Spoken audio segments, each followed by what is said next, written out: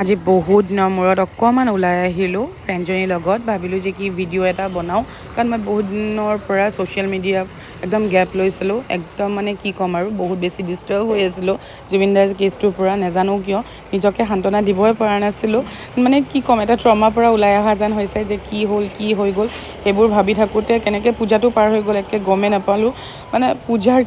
এদিনো ঘৰৰ পৰা নোলালোঁ পিছে আজি দশমী দিনাখনে অকণমান অনুভৱ হ'ল যে কি পূজাচোন আৰু এবছৰ নাহে চ' দুয়োটাই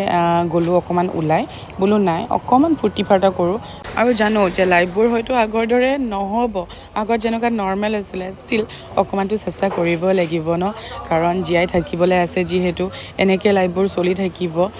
তাৰে মাজত আমি জুবিন দাকো পাহৰিব নোৱাৰোঁ তেওঁৰ কি হৈছে কি হোৱা নাই কেছটোত আমিতো অকণমান চবেই যুঁজিবই লাগিব আৰু এয়া দেৱী বিসৰ্জনত গ'লোঁ যিহেতু দেৱী মাৰ পূজা কৰিব যোৱা নাছিলোঁ আৰু ফাইনেলি আজি জেলেবি খালোঁ আফটাৰ চ' লং